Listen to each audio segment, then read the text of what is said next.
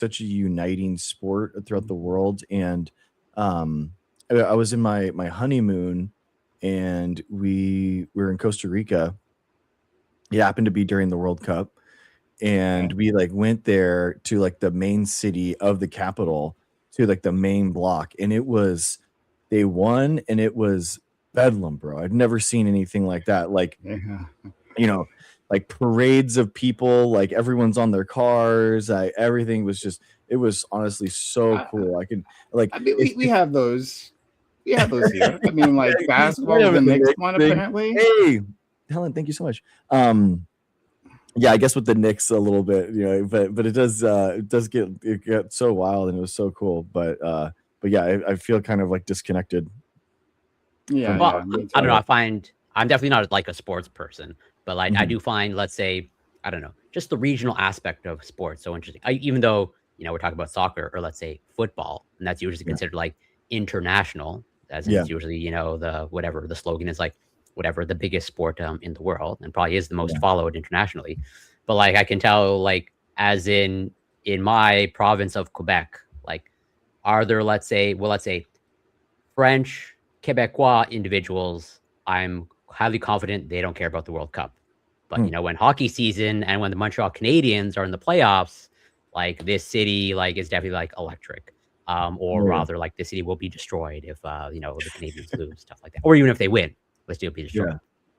But yeah, it's just so. But like, I also know that probably like my city's reaction or investment in hockey is like, well, it's unique to this city, and virtually aside from maybe like Toronto, maybe a close second. But I'm pretty sure, generally speaking, from what I understand, like in the United States, like nobody really cares, even though you have many hockey teams. Does anybody is really truly invested? Like, do people go rioting for, you know, hockey wins and the Stanley Cup? Yeah, exactly. I don't think so. I think hockey is just a better sport than soccer. I mean, in all aspects, plus the hitting, plus the brutality, plus the combat nature, plus it's just, there's just so much. True, like Prime. That should be a sport up your alley with the blood and the fighting. Yeah. I tried watching soccer as a kid. I tried like, okay, like this might be interesting. Let me try to be. You know, it was like, you know, like one. I was never a sports guy, like ever, like and you know, other kids are sports guys, and like, you know, they sometimes want to talk to me about it. I'm like, oh. So like I was like, you know, trying out different things. Football put me to sleep. Like I just couldn't, and basketball too. Like I tried, I just couldn't do it. So I'm like, all right, let me try hockey, you know. And I tried that. I watched a few games, and man, I didn't care. Yeah, no, I get it. Like I pretty much very similar, if not identical experience to you of like, you know, whatever, observing other people having conversations about sports and like them rattling off statistics. And like, that's just like a foreign concept to me of like, why would I care? You want to be a part of the conversation, right? Like, and like, it's great if you're into sports, because like, it's just like the easiest club to be a part of, right? You can just walk in anywhere, right? And just like, hey, how about that? Or fantasy leagues, all that stuff. Like, oh yeah, fantasy leagues that like, you know, that blew up. And like I had like in my in one of the places I worked in previously, you know, these guys that like I liked a lot, you know, they were cool. And we would talk. But like they had like a fantasy sports thing, right? They asked me to join. And I'm like, I'm not going to. I don't care and all that. And then they're like, look, we know you don't know anything about football, but like just like go, and then, like we'll tell you like what to do and all that. I'm like, I'm not going to invest the time. I'm just not going to do it. I'm going to do like 2 things, and then I'm never going to open the app or whatever it was again. So like, I felt bad about that, but like I did want to, like, you know, like if I was that type of person, I would have loved to like have another activity that we could have like talked about and gotten, you know, bonded over. No, I get it. Believe me, I get it. Yeah, I like sports, but it's like eclectic, weird sports like F1 and UFC and. Whoa! Is F1 a sport? What? I'm the least qualified to talk about. I know about the F1 movie. That was a cool movie. Also whether or not chess is a sport. That's like it's a very popular discussion amongst anyway. Only for hanging out that my apartment in San Diego. That's my We were talking about that all the time. What was that, Prime? I'm sorry. I was just going to tell you, I put the collab link in the yeah. Okay. But yeah, go ahead. Yeah, I think it's tough, man. I think I do feel like there is like a sport for everyone, you know, out there. There has to be something for everyone, you know, and I think that's like the cool part about it, you know, where there is like some sport somewhere that you must like. Let me tell you about this. Prime is up to the challenge to prove you wrong. yeah, exactly. Well, I mean, like I've watched the Olympics and like they can be fun, right? Like I don't like follow these things, right? Like at most, and I haven't watched Olympics even for a while, right? I say that, but like I didn't watch the last Summer Olympics or last Winter Olympics or anything like that. Like it's like I didn't bother, like because like do I gotta go to get an app? Do I have to like download the Peacock app or something? Don't get me started with that. Oh my god, I hate that. It's so crazy. I'm not gonna do it. I'm disconnected from I don't have cable anymore, right? Like I get everything from YouTube. If it's not on YouTube, then I'm not gonna watch it. So it is what it is. But in any case, so two things. One, I had an argument with those same guys, right? One of my friends, he was big.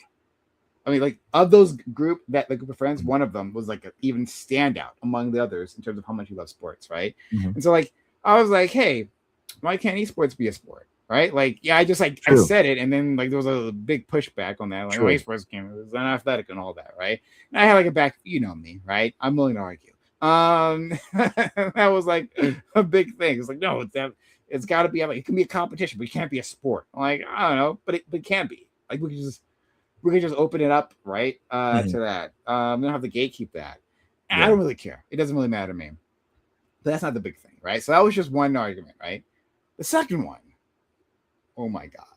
Okay. Fellas. I didn't see this one coming. I didn't see it coming. So like my friend he loves the local sports team, right? It was I think we were talking about football.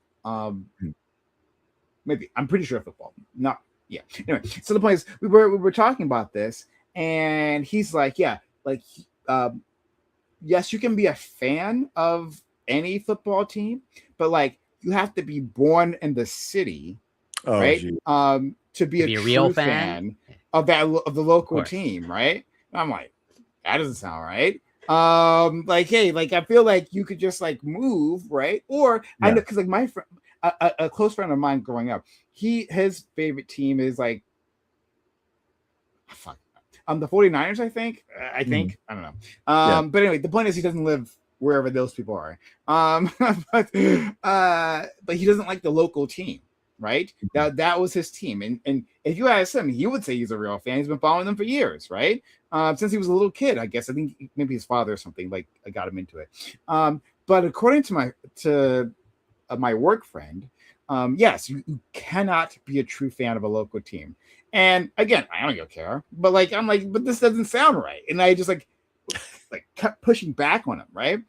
And we've never seen this guy like more angry. it was like a thing. Like because I just kept going because I was like curious as to how far I could take this, right? Like kept like pushing him and asking him questions, giving him hypotheticals, right? And it just kept getting pissed. Literally at the end, right? Like we worked in an office space with other people, and we had debates all the time. It was like a regular thing, especially with me there, right? Like I would be the. With you moderating.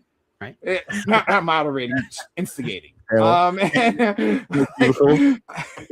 would be the person if we were gonna have a debate, right? I'd be the guy who brings something up, and then we the whole office space will start talking about it. This is the only time they're like, "Hey, maybe we should just stop. Like, we need to chill. why don't we just talk about something else?" Because he got this heated over this question. No, you have to be born there to be a real true fan. Okay, right? Yeah. For the sake of workplace safety, we got to call it quits here. Yeah. I didn't ask him this back then, but because it didn't occur to me, but sometimes teams move. Yeah. Right? Yeah. I was thinking about they that. Move cities. I've had that myself, the Rams moved from LA to St. Louis and back since this. So it's so in that case, the people of the departing city, are they still real fans? And the people of the arriving city, are they real fans? Are you imported? Like what happens happens? a lot. Yeah, it happens a lot. Like the Chargers left San Diego. That was a cool. Hey, what's up, South? There's some tax beat, right? We should nationalize these damn teams, right? Screw this pirate ownership nonsense. No, seriously, it's awful. It's an awful thing. I don't care about sports, but like this is awful. These corporations, all of our tax money is paying for it. Yeah, it's wild, awful. Yeah, and like I obviously I agree with your assessment, Prime, and like I also probably would have done the same strategy because like or I would have pushed it as well because at the end, like could you say, or I can make the argument that like you can only be a true hockey fan if you're Canadian because like even though you have American like 70% of if I remember if I have my numbers correctly like 70% of the hockey players even of like American teams is made up of just Canadians. Like even though you have most of the teams, but interesting. All the players just mostly just come from Canada. I didn't know that. Okay. Wow, And so it's like, are you rooting for like the Las Vegas Kings, even though it's like 9 out of the 10 players is like Canadian? Canadian, eh? Yeah, yeah. It is interesting. Yeah, yeah, it is cool. I'm a Ducks fan, so that was a part of that whole expansion with Gretzky going to the Kings and stuff too. So, yeah, it is interesting. But alas, gentlemen, let's just say, okay, a lesser panel would say, "I told you so," would lead here and say, "This is why we don't allow Fox News television hosts to lead departments in our government of how they've harmed people." Lesser people would really screw the nail. But right now, at the Pentagon, we take this as a W for the people and the Marines and the troops, because now the Pentagon has restored the mandatory flu shots for all the recruits as the boot camp outbreak sickens to nearly 300. The Pentagon said Wednesday that the boot camps for all the military services are once again requiring the flu vaccination for all recruits after the Defense Secretary Peter John H. Hegseth III made the shot optional for the military. That his full name, really? No. The development confirmed by the AP by a Pentagon official comes amid a growing weeks-long flu outbreak at the U.S. Air Force boot camp at Lackland Air Force Base that was sickened to nearly 300 people. However, the official, who spoke on the condition of anonymity to discuss details, maintained that the permission to mandate the vaccinations was unrelated to the outbreak. I love that. The idea that it was just coincidence. Yeah, exactly. It's just coincidence that it's happening. I mean, like genuinely, I mean this sincerely. Like we celebrate when Trump gets vaccinated because he gets, his health report shown. I think it's important that everyone gets vaccinated. It's good that the president's getting vaccinated. He needs to survive long enough to spend long years in jail. So absolutely. So he's not getting the flu way out of this. Genuinely for these recruits and stuff, it's a huge win for them, So I think it is a win for everyone involved. I agree. I'm glad, although I'm uncertain of because Pete Hegseth, I think the intention was throughout all of the military. But does this just extend only to whatever Pentagon recruits, or this is now a reversion of what Pete Hegseth intended, or is this a carve out an exception here, if you're able to say it? But that's sort of the impression that I got from the article, is that certain branches of whatever the military or whatever defense are asking for exceptions, even though Pete Hegseth made whatever this decree or reversion. It's I think they mentioned the article the Air Force and the Navy and the Army are looking for exemptions of hey, can we ignore this stupid order? Oh no. Oh, I didn't catch that. That's funny. And so I could be wrong though. I don't want to, but at least that's just from what I'm understanding of the article. The Pentagon. Oh, yeah, yeah. However, both the Army and the Navy officials have said that they have asked for permission to make the shot mandatory for certain broad groups that include troops deploying overseas, healthcare workers, and childcare workers. that'd be really big. Like, obviously you want childcare workers to be vaccinated. Everyone, that's a mandatory vaccination. I mean, I would hope, like, and let's say I'm glad, or rather, well, I'm from what I understand of the article, based off what you just read as well, of like these branches are asking for an exemption, but it's not necessarily granted. As in, it sounds like Pete Hegseth can like deny it, of like, no, you can't ignore my stupid decree or order, which would be a bad thing. But I'm glad at least that the branches of the military are like, at least making an attempt to like, well, actually follow good practice, and disobey Pete Hegseth and his stupidity. True. But the fact that it has to get to this point is a sad state of affairs. And even then, just based off of the article, just the overall mentality is also at least concerning to me. But I'm not a soldier, because like, when Pete Hegseth, whatever, did this change, and it says in the article of only 40% of the new trainees moving through the boot camp at Lackland opted to receive the shot once it became optional, a source said familiar with the situation. So just the fact that like once it was made optional, like 60% actually refused it. And to me, you have to think about like what the type of people are who like go into the military like voluntarily, right? Like where they're drawing from. Like some communities like are more likely, more apt to go to the military than others. It's just the way it is here. And some personality types are drawn to the military, more than others.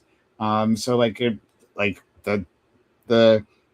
of the recruits, right? Like that number shouldn't be like super surprising. Like, unfortunately, that's fair. Yeah, maybe not surprising, but like, yeah, that's valid criticism. No, but not that it shouldn't. It's not a problem, because still, like, that is an indication about like what those communities think, right? Like what's going on there. Like, and these are young individuals, right? These aren't like, you're like the old, like, I mean, you can imagine this from like a 6-year-old like Fox News viewer, right? Like, okay, they're gonna push back, but these are young kids, right? These are Gen Z, mostly, like these new recruits, and they aren't like given the choice of like, no, I won't get vaccinated. That's concerning. That's like still concerning, even if it's they're coming from certain areas. That's still like pretty it's hard to even know how to assess that, and like it's a ramification for public health. Well, the easy thing to assess though is what would happen if you allow 60% of recruits to not get vaccinated, right? And this is the thing that happened. Yeah, disease spreads. Who could have seen it coming, right? They kind of did a test. They kind of did a trial run. Of their stupidity, right? Yeah. And it didn't take long. Like, did not take long at all. I mean, why? But why would it, right? Like, these people are coming from all parts of the country. They are like put into stressful situations. It's not like they're sitting in an office. Well, I mean, some of them eventually are, but like, especially new recruits, right? Like, you're doing strenuous things. So like your health is at like various levels. Your ability to fight infection, right? It's at various levels. If you're putting under that like physical strain, and then like a lot of heavy breathing, that happens there, and then you're stuck in a barracks, right? Yeah, the close quarters, absolutely. It's like, why wouldn't disease spread here? Like, again, and I think I said this last week, is like disease is a thing that has for time immemorial has like destroyed armies, right? Like they got that back then. It's like they didn't understand the disease spreading mechanism. They're like, hey, whatever it is, we got to stop that. We have to put countermeasures in place, so that like we have the advantage on the field, but like half of our people can barely stand because they're like so weak, right? Like so that's a big effing problem. It's like logistical lines, like providing food. That's like a big issue for armies, right? Like if you can't like feed your army, that's going to fall apart very quickly, right? And then also sickness, which spreads like easily. We've known this like since warfare started, like formal warfare was a thing. And then we had this magical moment, right? Magical moment a few hundred years ago when we started like vaccinating people. We started the ability to vaccinate people, right? Like starting with like you were saying the smallpox, right? Or was it smallpox or what was it? George Washington like for George Washington. For smallpox, yeah, right. Like we had a magic when that happened, right? How many military commanders would kill everyone? Like how they would cut through other armies to be able to get that, right? Because that's such a game changer for around the world. But then us with these idiots in charge, right? Like we decide, like we are going to give up this incredible war fighting advancement, right? So to the point that it's standard everywhere else because no one's stupid enough to do this, right? Everyone else is standard. They got it. They get it, right?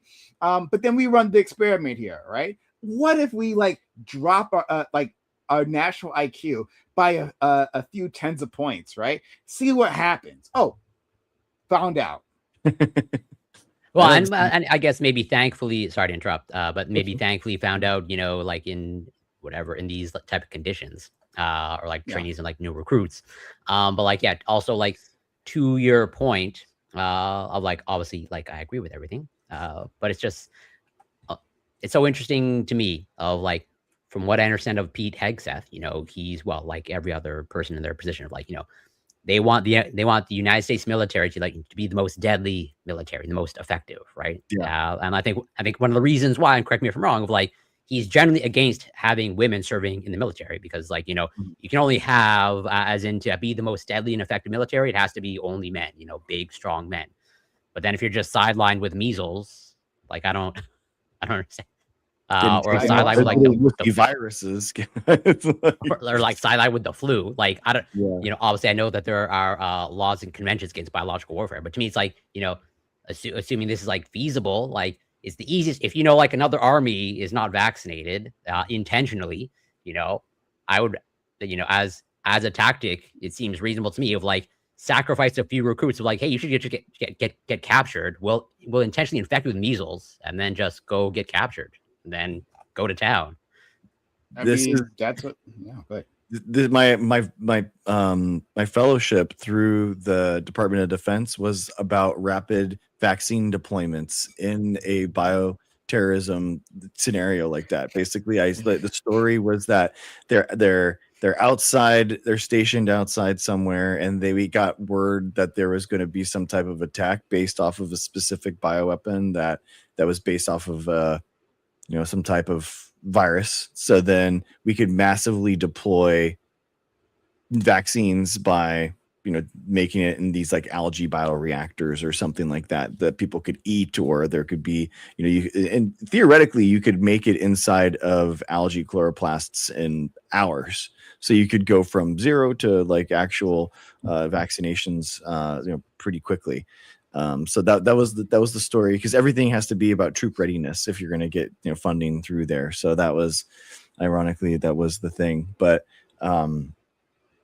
yeah, man, I think like patriotism, this is what I talk about, like when I say patriotism requires vaccinations. When your patriotism is agree. your city, your community, and that starts like for the troops and improving, looking out for one another, and that's you can't be looking out after one another if you're coming from all across the globe, and then coming into a tight space and not, are they masking when they're traveling internationally, before they get there? Probably not. So when someone just brought the flu in, and it's not even a flu season, it's not even a really bad time. So it just probably took, it didn't take much in order for this to happen, and here we are. And it's really it's pathetic. And Prime, you're exactly right. The idea of doing everything that you can, every due diligence, right? That's the whole point of like the military mindset kind of thing, right? Where it's like, I'm going to leave no stone unturned to make sure that everything is thorough, that and just to go so haplessly, if they're not doing vaccinations, are they really going to do body armor? Are they going to be doing, all these other things that you would expect things to be checked. What about food sanitation? Maybe just have like raw uncooked meat, raw right? milk, like That. genuinely, like are they gonna have raw milk? Like probably, like there's probably some of them that are thinking that. Or if you're if you're gonna be coming in wounded from the field, like what happened to some raw garlic on my wound or something like that, as opposed to a field dressing. Where does it stop? If we're entertaining conspiracy, where does it stop? And that's the real dangerous thing. And yeah, I agree with your point. At least I think I even mentioned it last week, or when we were talking about something similar, or even like whatever this the original decision. But like you characterizing it as like vaccination as patriotic, or to not be vaccinated is unpatriotic, because I'm not a soldier, and I probably almost certainly never will be, and have no aspirations ever to be a soldier. But like, and maybe this is just me, but I would personally, if I was a soldier, I would feel guilty if, like, as a result of my choices, another soldier got sick because of me, and like that decreased their ability to, like, be an effective soldier.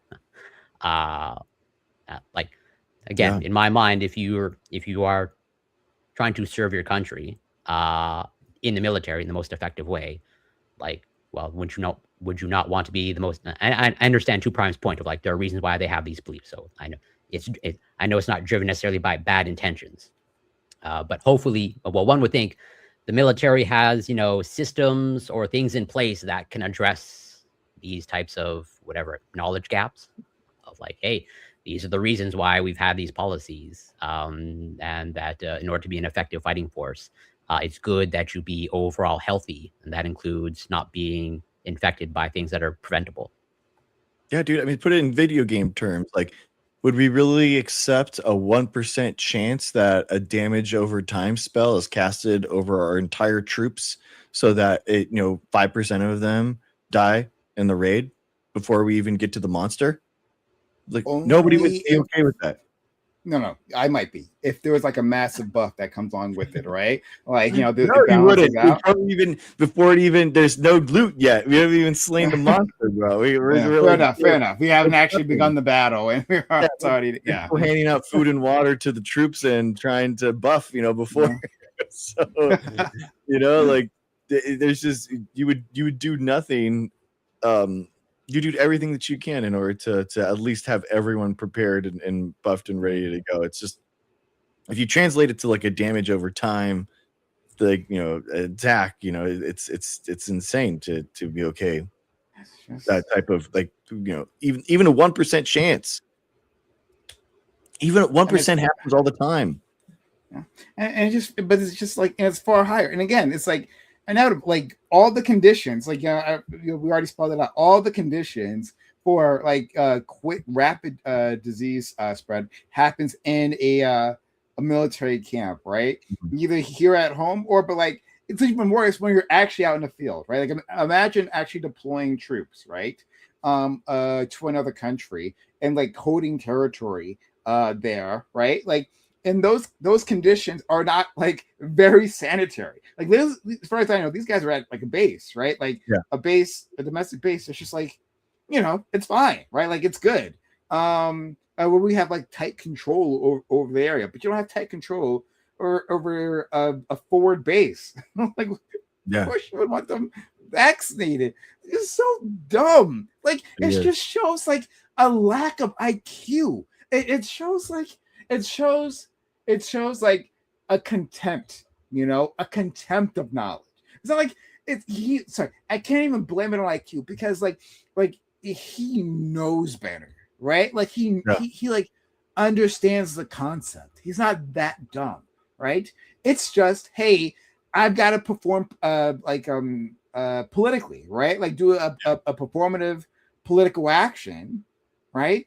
And this is what I'm gonna do. But the military, at the very least, is one of the institutions, right, that, like, usually doesn't get up to, like, performative nonsense, right? Gets up to a bunch of other nonsense, but, like, not performative, because, like our friend Corey was saying, right, like, because it's about being functional and being, like, deadly, right, being prepared, right? That's the mindset of like most like military men. You talk to them, that's what they're talking about, right? That's what they're thinking. But like, just this is like a contempt of like the most of a group of other. This is like a like own the libs type thing, right? Like, oh, they told us, right? They kept telling us, oh, we gotta get vaccinated. They told us that, you know, we were what did Hillary Clinton call them? The box of deplorables or basket of deplorables. Yeah, basket of deplorables. Like, we're deplorable. We're gonna show them, right? Like, we're gonna show them. We're not gonna get vaccinated, right? And like this, it's like it's breathtaking the stupidity that went into such a decision. But and I'm curious. Sorry, go ahead, Greg. At least they changed their mind. At least I agree. I agree, Prime. I totally think that it's the, you know, but at least they changed their mind. Go ahead, Corey. I was going to say, can we conclude based off of some of the talking points during COVID, as in, you know, the individuals that got sick with the flu, they should probably be kicked out of the military, because shouldn't that be a sign that their immune system is not up to snuff? As in, their immune system should have been able to take care of it. That means they're not healthy, right? That means they should be excluded from the military. For 2 weeks, they weren't eating.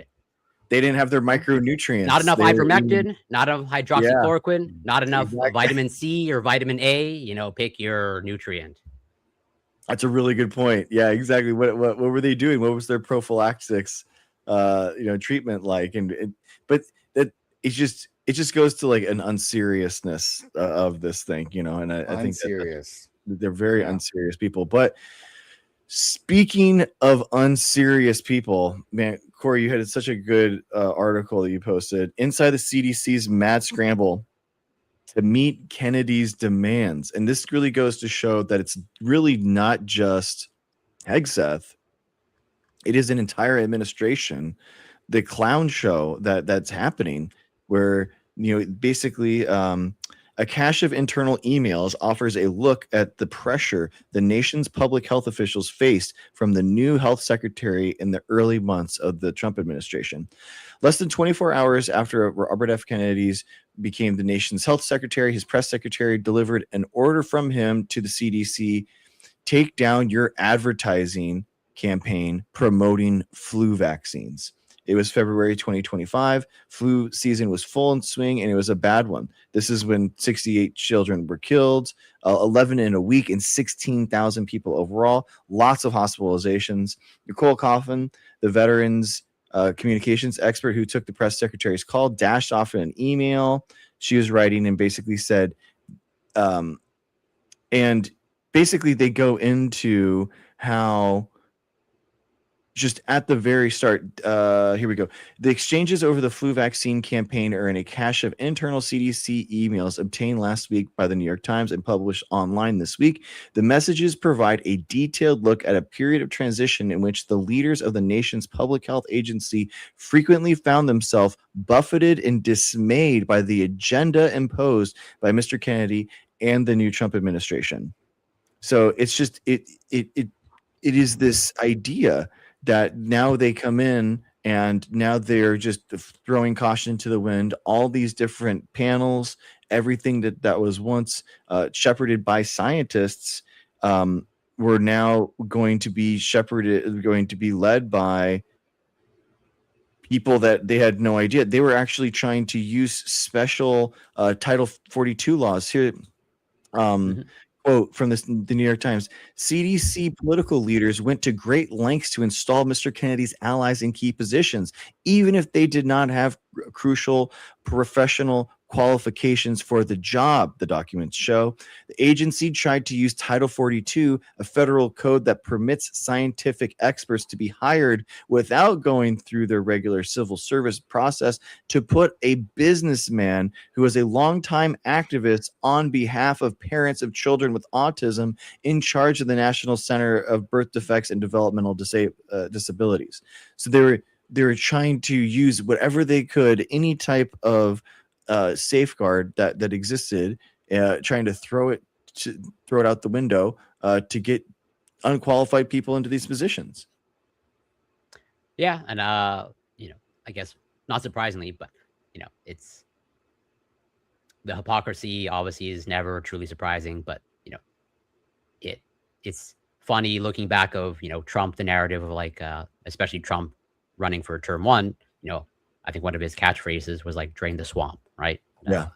But like now he's made a swamp for the Lincoln Memorial pool, but then also like based off of this article and what we just went through, it was like, he's installing like the swamp of like unqualified people and like using whatever he can. Well, not Trump per se, but his appointee Kennedy as a lackey to, get the people that he wants just to accomplish whatever goals, no matter what the cost is. And, very sad state of affairs.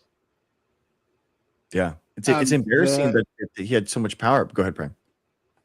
Oh no, I was just gonna read another part of the article, right? So what our friend Greg just read, like putting the ally in place, right? Well, that ally is named Max Blaxill, and a Harvard Business School graduate, and he had he's one of these autism types, and doesn't have autism, sorry, but autism campaigners, and he put out like a medical journal and stuff article, but they have to be retracted. One of them had to be retracted in 2023 because BS. But in any case, the next paragraph within that article says the emails that the Times got, the emails confirm, as the Times had previously reported, that Mr. Kennedy was deeply involved in efforts to gain control over the Vaccine Safety Data Link, or VSD, a database of millions of confidential medical records that he believes has the potential to prove a link between vaccines and autism, a theory that has been debunked in numerous studies. His own top aides were under pressure too. So, and then he goes on to say, Mr. Kennedy, quote, wants to buy all the VSD data and put it in the office of the secretary. Rain Archer, his senior counselor, wrote to Dr. Horry and other officials, quote, this may be a leap, but there are other ways to achieve this. But today, CDC is not ready to take big leaps. I am being told we must find a way to take big leaps. I need your help on this. So like they're trying to take over this database, again, to prove the link between autism and vaccines, right? Like that is like, from the start, this is his goal, right? Like his life work. I'll definitely have like this, like if it's going to be anywhere, it's going to be within this database, right? Which I imagine like talks about outcomes like after a vaccination. So we got to get our hands on this thing. Well, hey man, this has been a year, right? Like a year plus since he's been in charge. Where is it? We're like he has the department, right? The department at his fingertips to like assess this, right? But now he doesn't. There are no more bureaucrats in his way. None of that, right? He's in charge. He has the data. Yeah, where's the study, right? That proves this, right? He has the raw. He can do the statistical analysis. It's in there, right? It's in there. We haven't heard a peep. He still like talks about like obviously there's a relationship here. There's a link, right? But at this very moment, like he should have like had a press conference. It's like, we got him. We got it, right? Like rolling in like reams of like of printed paper of data, right? In front of the press, right? A bunch of files, right? Yeah, and just like have them stacked is like they told us we were crazy, right? But we found the link statistically. They would have done it if they had anything. Right? And it's incredible that his base just like doesn't seem to like think about that. It's like, why don't you have it? Why don't there should be no question because we have the data.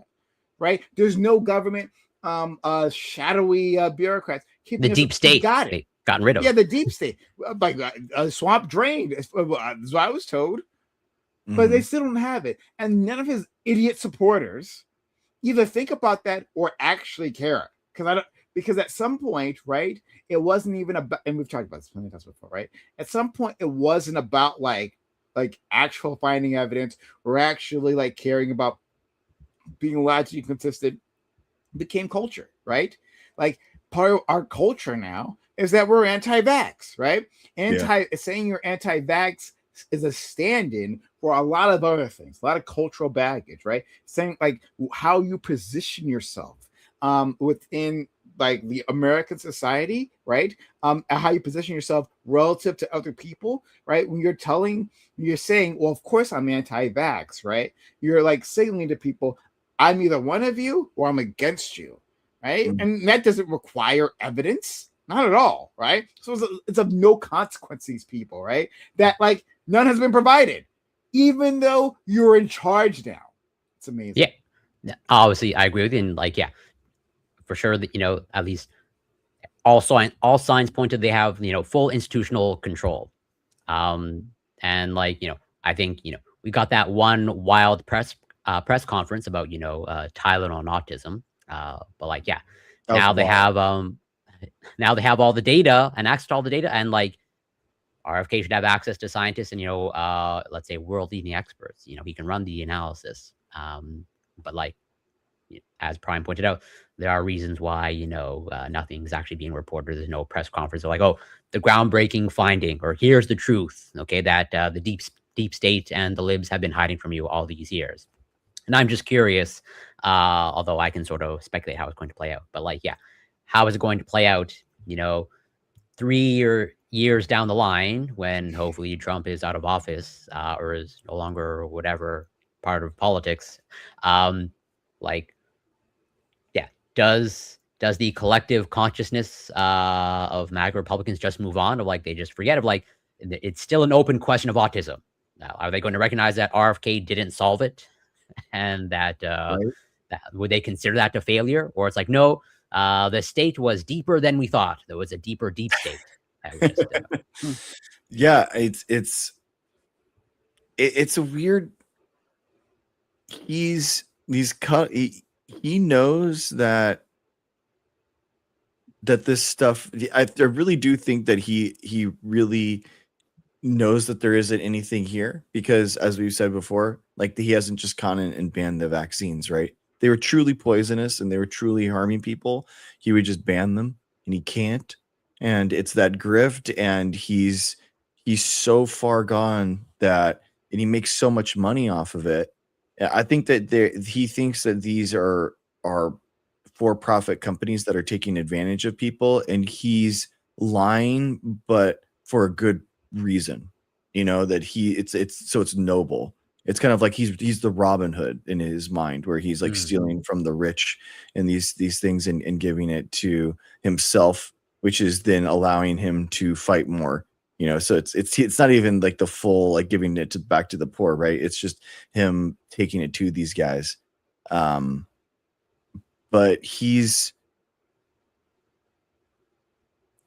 the danger is so profound, because just because of his position of power, people take him more seriously now. So just for example, you see this a lot with Trump. Trump will have repeated the same lie for 10 years before he even became president, right? But then as soon as he's president, he's repeating the same lie, and people think, well, he's president now, so he has access to information that nobody else has. So therefore he's telling the truth.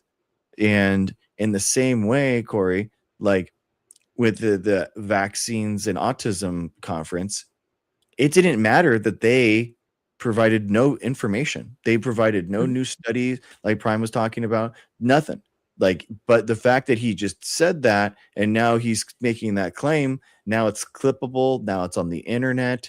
That's all that matters. Like just like the Tulsi Gabbard last week saying, confirming lab leak. There's thousands of new Facebook posts that come up where now they're saying Tulsi Gabbard confirms lab leak is real, and Fauci. Well, Senator Rand Paul, I believe, tweeted about like the pardon for Fauci should not apply, or like we need to change things so that we can actually go after Fauci, exactly. Which is deeply concerning. It doesn't matter, as long as there's something that connects a confirmation bias that someone already has. That's all they need. That's all people need nowadays. And it's just so dangerous. I don't know how we like grip these people out of this algorithmic brain loop that they're in, because it's so self-satisfying to constantly be served things that only reinforce your narrative.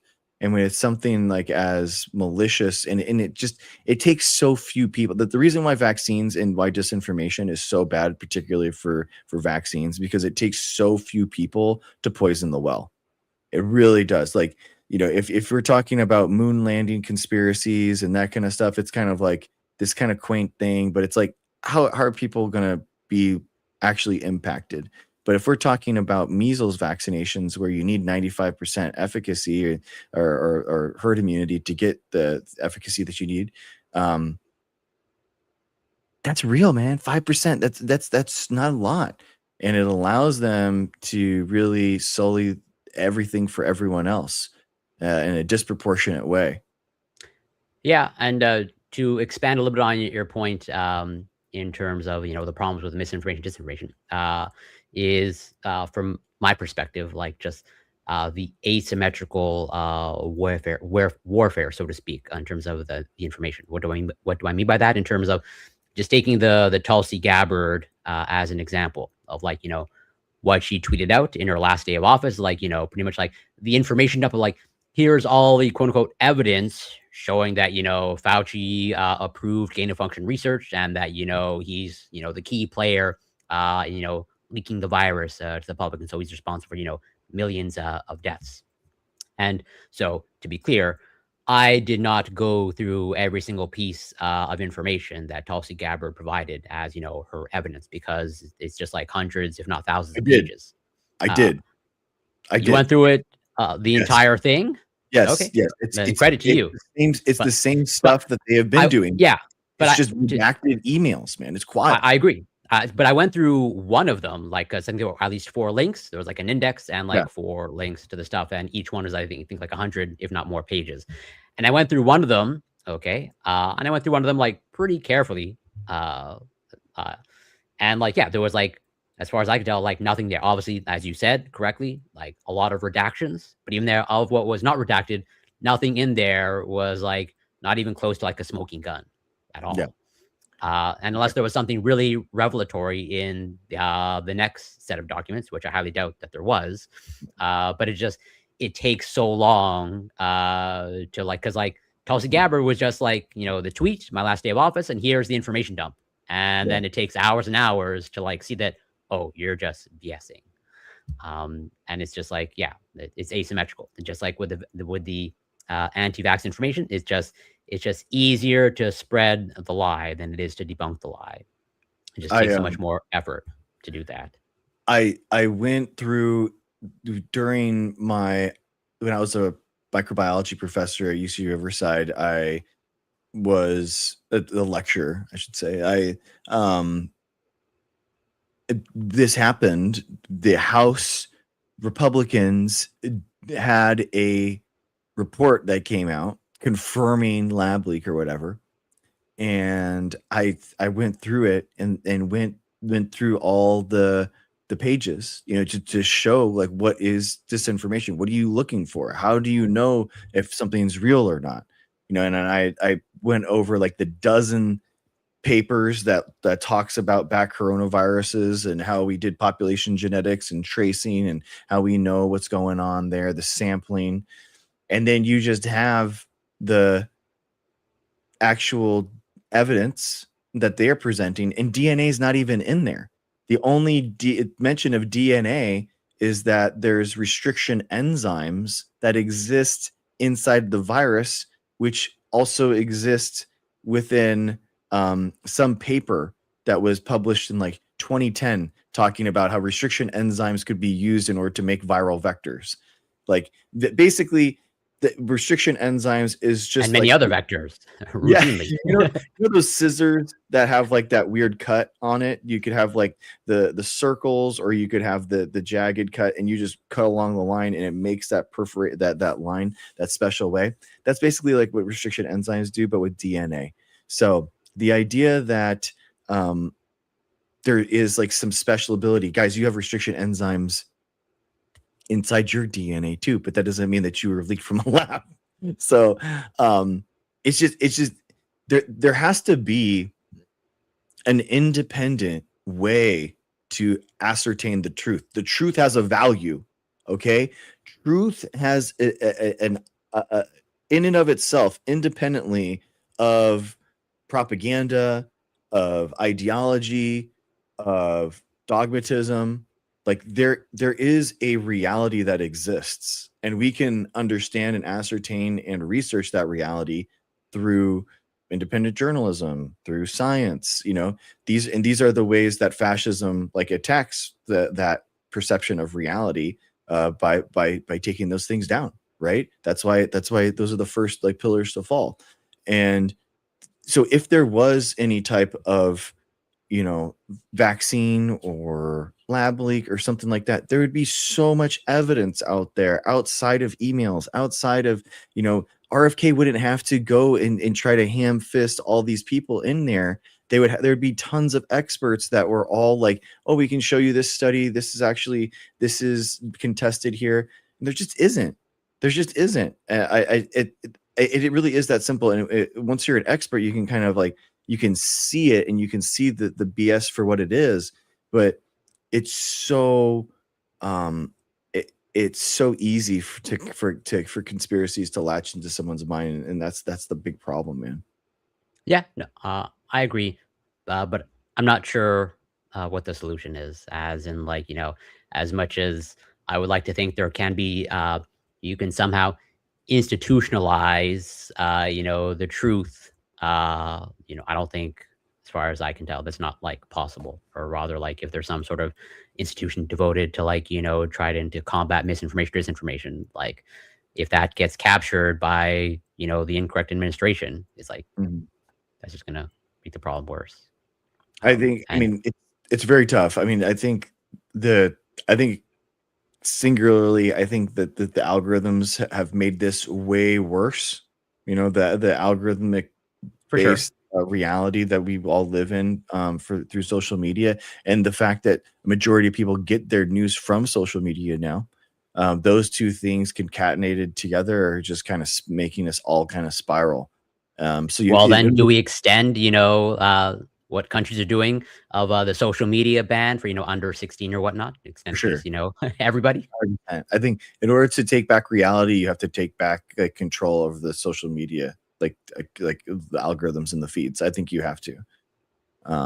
There has to be some way that we can have like transparency in these things, and also kind of, but it's tough, man. Like TikTok, I mean, TikTok tries to do more censorship than most on disinformation specifically, but there was like, I was scrolling and there was some lady selling tuning forks, and she was, talking about that they were a cure-all.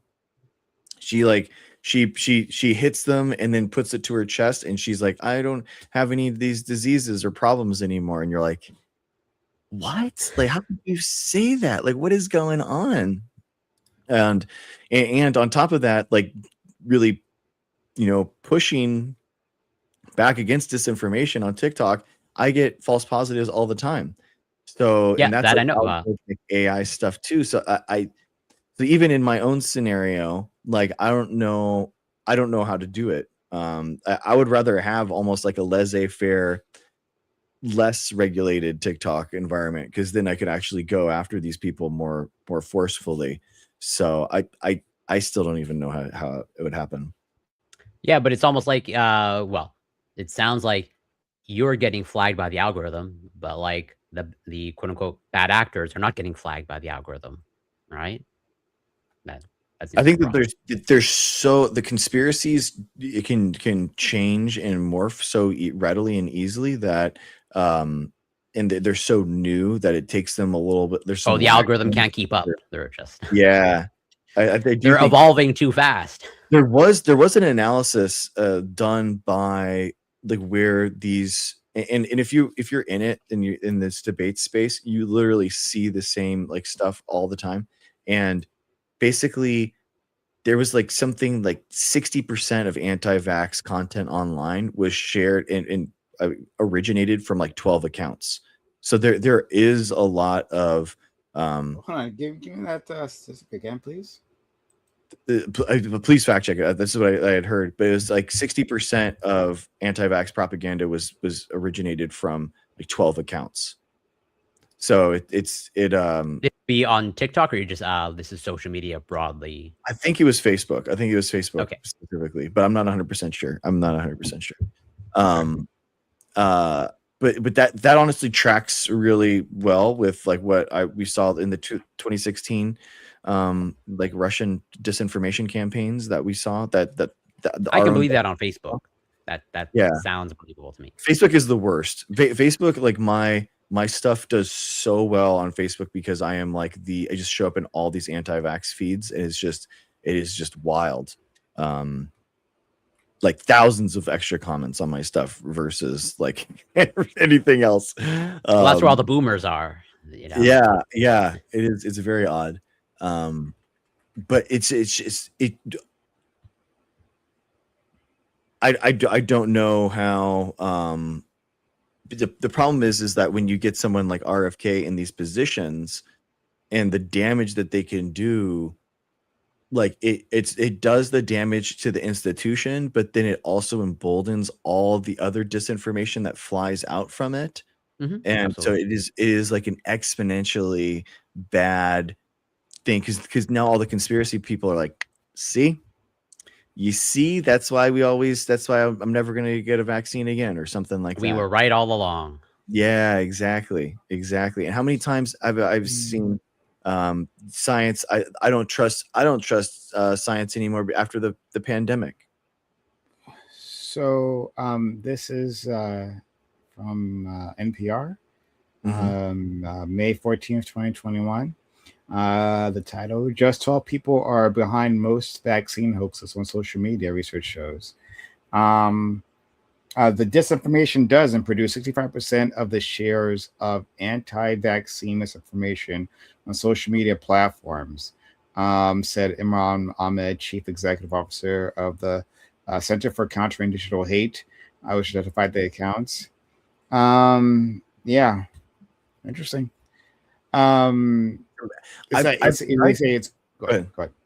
No, I've thought about this. So I've thought about how to counter this, and my solution would be to create pro-science memes and things to share for people to like counteract, so that people could like just post them, because it's all images, guys. It's all like how people get to send and educate one another is all through images.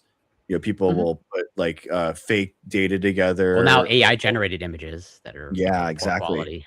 So having some type of like infographic, you know, where it's like easily shareable, easily done. And I started doing that in terms of like viruses have never been isolated. So I made like an infographic of like all the different times that viruses have been isolated, and just like a big string of all the different times, all the different viruses, all the different researchers. It's interesting that the feedback was like, oh wow, another more fake studies or whatever. So yeah, you've been ideologically captured, Dr. Grant. Exactly. By big virus. But yeah, the research. So it's been a minute since I've dug into the research on misinformation on social media, or disinformation on social media. But there was a time where I did a fairly deep dive, and like it is interesting.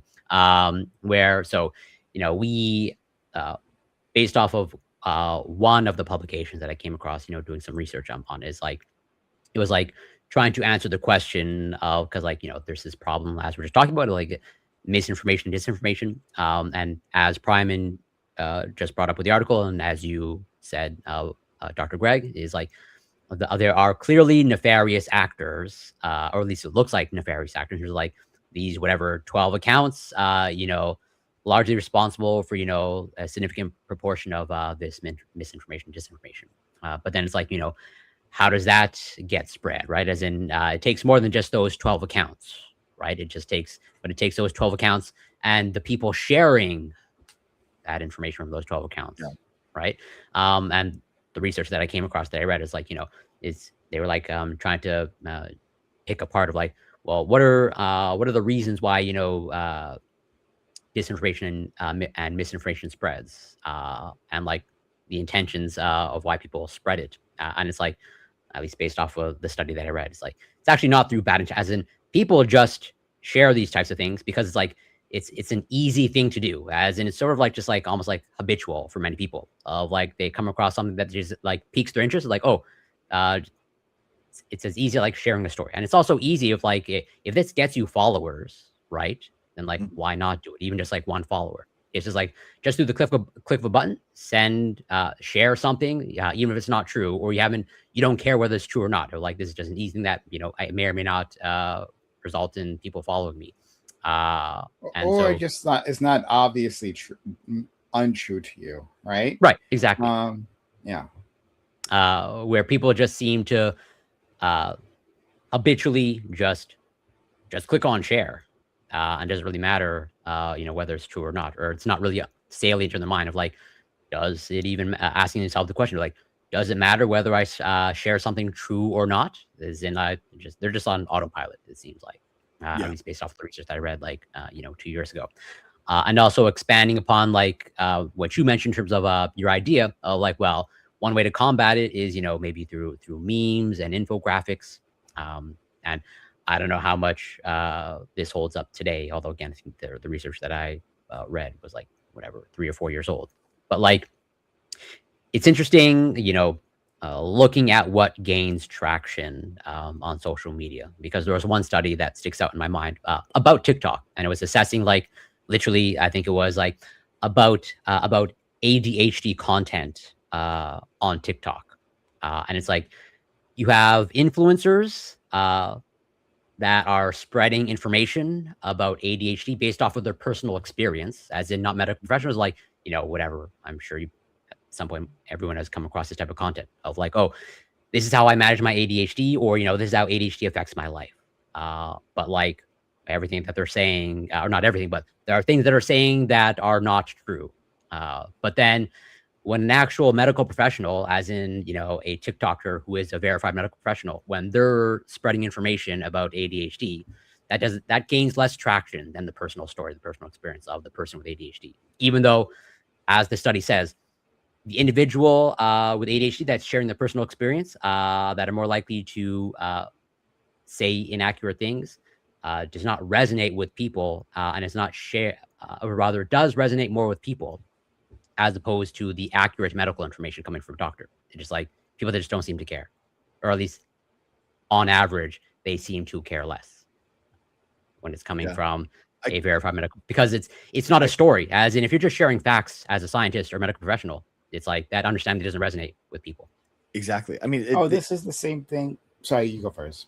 Well, go ahead, Prime. I was going to expand, but go for it. Oh yeah.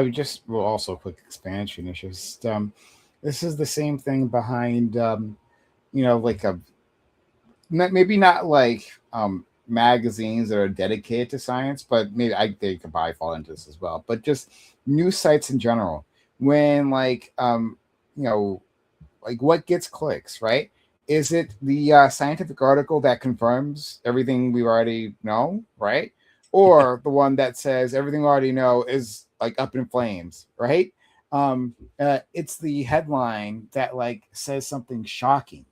And so that's when that will like that's the study gets picked up, right? That's when it gets shared, whether they actually even read it and try to understand what's being said is one way or other. But like, if there's any study that's going to be overturned, it's going to be the one that like has like the wild result, right? Like, I feel like you guys would know this better than me, right? Like that, like there's a body of work, and most once there's like an established theory, right, or like they're like people try to confirm it, right, in different ways, and most results will like cluster in one area, right? But then every so often you get a study that's like way off there, and maybe it has some truth to it, or maybe not. Maybe it's just an outlier, right? But like that outlier has some sort of like interesting or explosive like results, well then that's the one that gets spread, right? Regardless of anything else. So like whether it's true or not, it's interesting, right? And so that gets shared, not like the dozens that say like, oh, everything we thought is turns out it's still true, right? But like the world's still spinning on its axis, Exactly. It's still round. It's still round. Exactly. I think that this is the problem that you've really hit the nail on the head, is that like they kind of like, truthfully, like people on the right kind of, because of that, they kind of outwork us. They outwork us in like the social media aspect of like, I mean, how many times, guys, do you religiously follow someone to the point where within the first 10 minutes of them posting something, you are replying and in their comments, downvoting it, and then like getting into their comments and making multiple comments? You're not, because that's like a level of like psychopathy and manic behavior that's probably not healthy. Like that's not okay to do, right? But the point is that they're not getting paid to do that. They're obviously influenced by like some bot or something probably, and to start them on that journey. But now they are in a state of like paranoid schizophrenia, where they are battling this dragon that just happens to be like me on their phone. And so, but my point is that like people in these spaces, they just engage more, they watch more of that content, it becomes a part of them, in kind of like this is their whole personality kind of thing. But then also they don't have like the seriousness in order to actually learn about it. They're not engaged with it like too much to actually influence or make the world a better place. So that's what I can't marry those thoughts. It's hard for me to understand. Like they're doing the work, they're doing the groundwork, they're pushing it's like a treadmill. They are in the really cardio. They are in full sprint mode, but they're not moving anywhere. I mean, like the thing is that in social media in general, like I have them, like I'm not a Twitter guy, and happy for it. But like I see this on Discord. I'm more experienced with Discord, but like the same thing is you can say about all the major platforms, right? Like social media is where is the playground of people's psychological defects, right? Like that's what you're seeing. Like the weird behavior that you just like can't explain. Like, yeah, why would a person be up in my comments, right? Like the moment that I'm posting, right, saying like the worst things about me, like when you're just Dr. Greg, I mean, like, right, like you're a good guy, right? Like you're just like and talking about science. Like, why would a person like be up to that? Yeah, they got psychological defects. Like that's explains actually most of like human history. Like so much of human history is that like these people with psychological defects, like the charming ones, right? Or the ones just born into high places, right? Get into positions of power, and then enact their psychoses like on the rest of us. Like that, so much of human history is just that. But for social media, right, before it was like what you just had to worry about was like the person in charge, right? Like the head honcho, like is he stable, right? Like that's very important. But like now, like it opens up like people's psychoses for like, I'm not sure that's the word, but for the common man, right? The common individual can go out there, pontificate, get attention, right? Have a marketplace for their attention. And like the more demented they are, like the more they fall into like whatever defect there is, the more they lean into that, the more response they get. Exactly. Right? Like being a normal, balanced person does not give you likes. Right? Yeah, it doesn't do well. It doesn't profit you. That's true. Yeah. It doesn't do well. And last thing I'll say about that is if anybody is interested in the study title is TikTok and Attention Deficit Hyperactivity Disorder, a cross-sectional study of social media content quality. And I'll just read one little short paragraph. The study also found that, just to bolster my point, The study also found that first-person or personal experience videos received the highest engagement, that is, likes and views, while misleading videos were the most common. Our study replicated these findings on TikTok. Personal experience videos received the highest engagement, that is, views, likes, and shares, while misleading videos were the most common. These consistent findings across different social media platforms suggest that viewers are most drawn to videos made by individuals with lived experience and less so towards institutional or healthcare provided created videos. Yeah. I mean, that definitely makes sense. I mean, in the content that I see that does well, and that's like the crystal mommy that has like I just figured this out, guys. It's crazy. You can too. I'm just sharing this stuff with you, and you're like, I'm just sharing my lived experience. Exactly. Right? Exactly. It's dangerous, man. But what also is dangerous, ladies and gentlemen, Ebola outbreak is happening, and it is not getting any better. There is an absolutely insane chart. How bad could the Ebola outbreak get? Here are 5 key factors. This is from a couple of days ago. You have the current outbreak, over 1,000 cases. Worst case scenario, over 20,000 Ebola cases projected by late August. A better scenario, less than 10,000. But we are significantly higher in anything compared to what we had in the 2014 or 2018 outbreak. And unfortunately, it's basically spreading. So areas most likely to see travel in and out of the outbreak's epicenter, different parts of I actually did see something that it is getting into South Sudan, which is really sad considering it's there's a civil war going on there.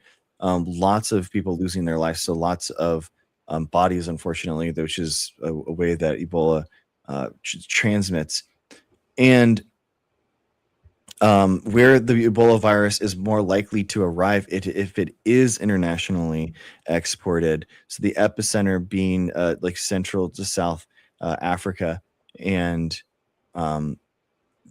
basically, unfortunately, since this happened, this was released 3 days ago, and unfortunately, just 2 days ago, so a little bit after. France identifies its first case of Ebola. A doctor who had traveled to the DRC was infected, the French health ministry said. The authorities said the risk to the wider population was low. So that they're doing the thing that the United States should be doing, where they're taking in their or leading the way, ideally.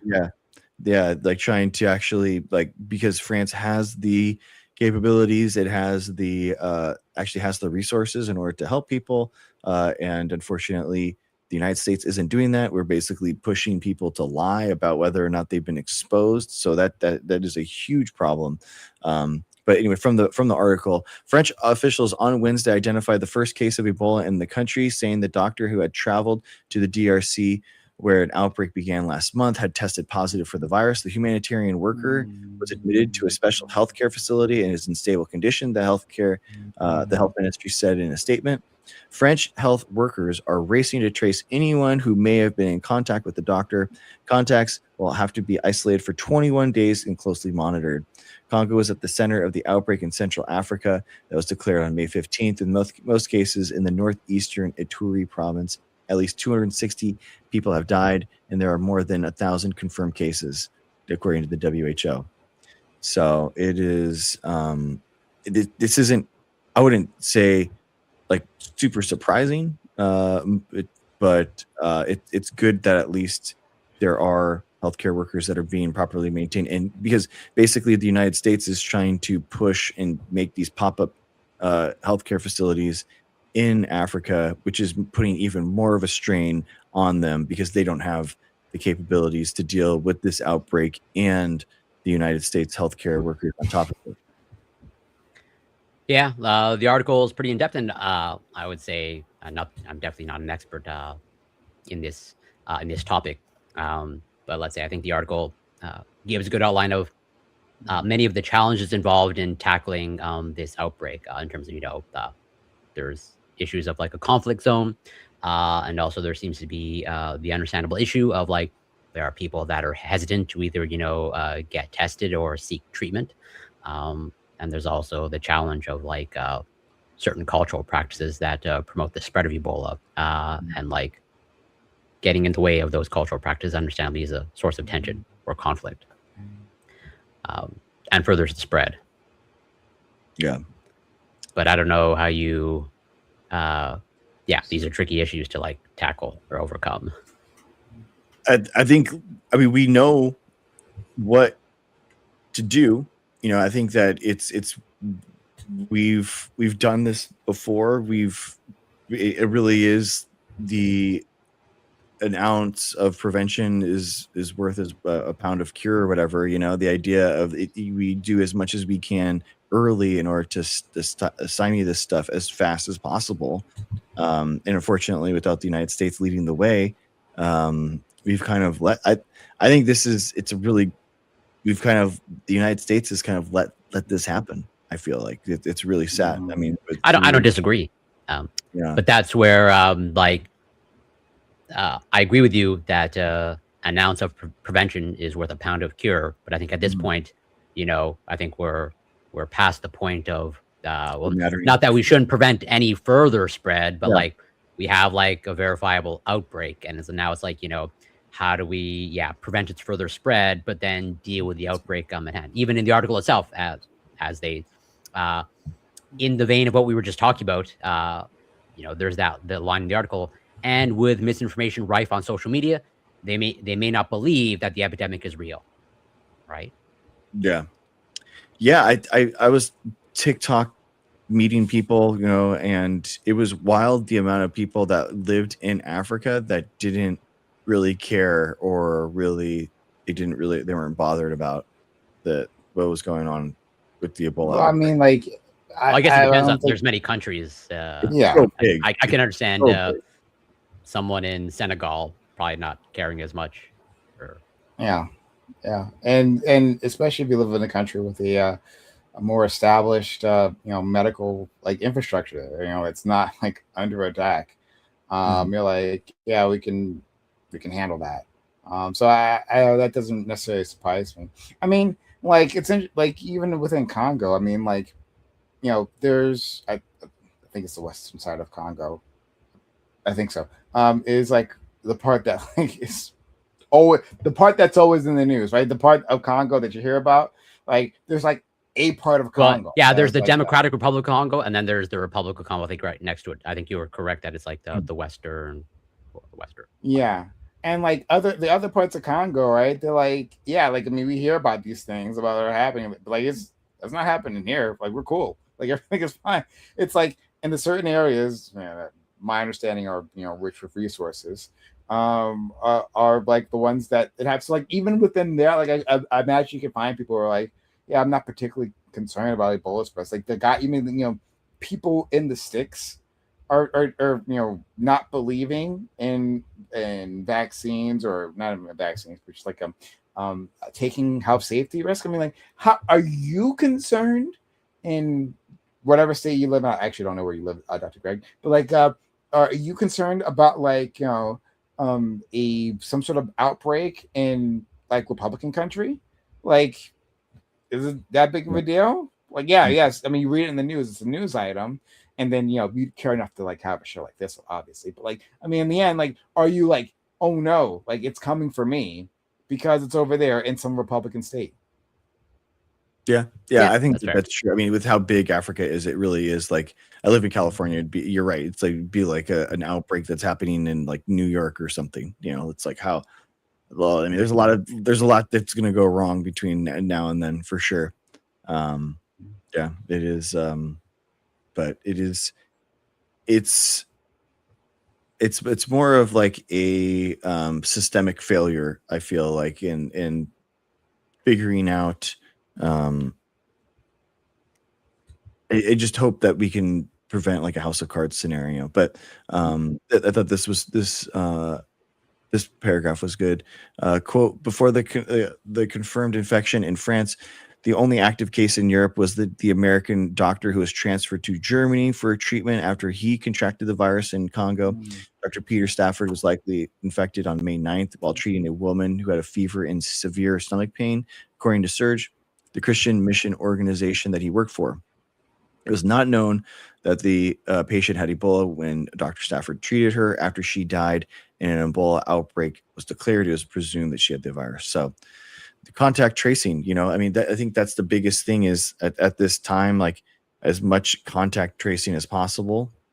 That's how they can kind of understand it. For sure. But even even then, that seems to be understandably a challenge because they also mentioned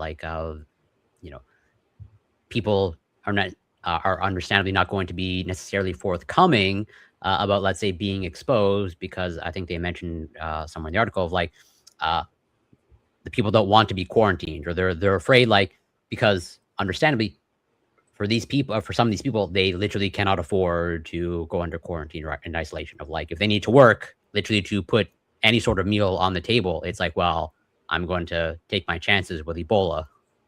Yeah. Now, obviously, I don't agree with that calculation, but I understand that calculation. Yeah. I mean, yeah, I 100% it makes sense. When you don't have a social safety net, right?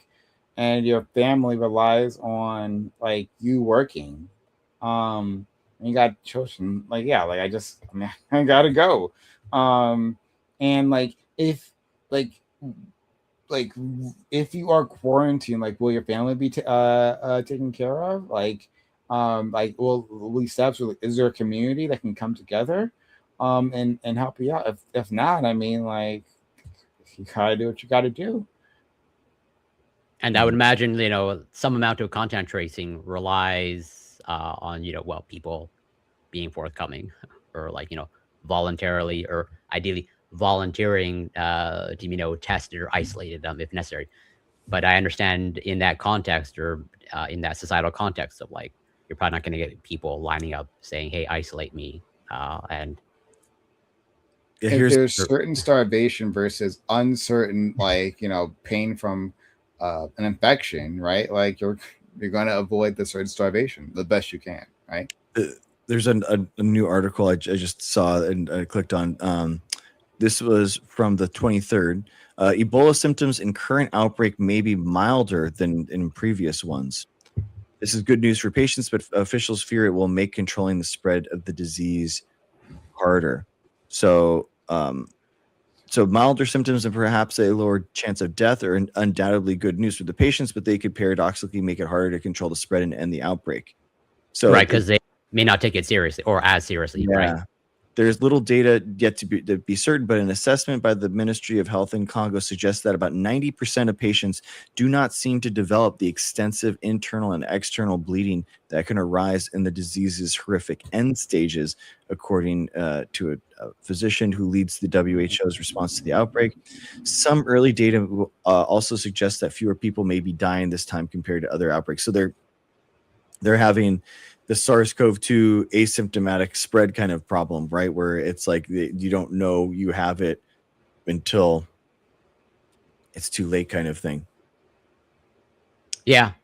Just another challenge that they have to get, I don't know, you mentioned that, they dealt with this before, but I'm ignorant on how do they deal with these what I imagine were similar problems before of issues with contact tracing, people understandably not wanting to isolate themselves, and therefore not being forthcoming to being exposed, and also the aspects of again, certain cultural practices when it comes to burial of the bodies, where it's the healthcare workers don't want anybody to come in close contact with these bodies, but then if that's part of their cultural practice, it's well, I don't know what you do with that.